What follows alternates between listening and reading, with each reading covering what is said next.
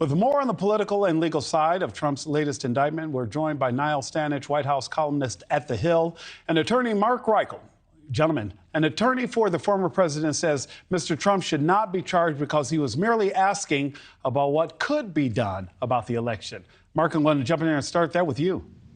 That's not what happened. If that was what was happening, that's what happened. That's much different. They went to great lengths with a conspiracy to have fake electors, to have all sorts of machinations, fail-safe plans, fallback plans, Plan B, so forth. Monitored it throughout. Made phone calls to others saying, "Look, trust me, we're going to have the fake electors lined up." Did all sorts of overt acts, and so to just say he may ask questions is just not the facts. Niall, a new ad dropped today, The Fraud Squad. You have to say that it definitely was well produced, and it kind of goes after everyone who has leveled an indictment against Mr. Trump. Is this an effective campaign strategy?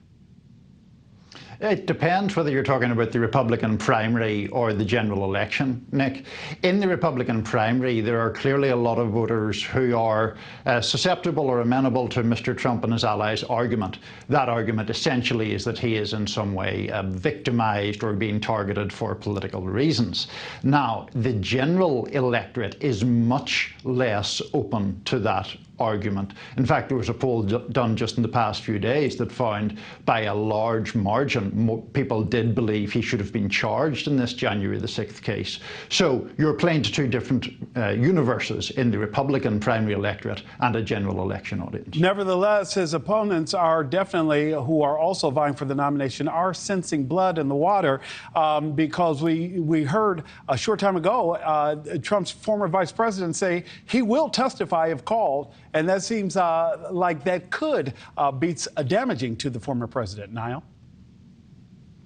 It could be. I think that former Vice President Pence clearly is perhaps the single best positioned person to deliver rather damning evidence. And so that is obviously very significant if he is indeed willing to testify. He left the door wide open to doing so by those remarks that he made. Now, it is important, I think, on the political side to say that does not come anywhere close to guaranteeing any electoral success for Mr. Pence, who's polling rather poorly. But it's an important development in the legal arena. Mark, one more question for you before I let you go. Mr. Trump has made it clear, and as did Special Prosecutor Jack Smith, that Mr. Trump had every right to say, hey, the election, I won this election, I don't believe the results. How is this not protected speech? How is it that Mr. Trump does not have the right to say this? Well, you have the right to say that. You can say, look, I was denied the election. I was cheated. You can say it all you want. But you have to then, if you want to do something about changing the results, you don't get to do what he did. You don't get to call fake electors in 7 key states, make these phone calls, make these threats, do all of these other things. That's much different. If President Biden is to lose this election, can he say, I think it was stolen from me? Sure. Can he then go to these extents and commit this tremendous fraud and try to stop the certification? Of course not. That's not how we do it. Mark Reichel, Niall Stanage, thank you both for joining me this evening.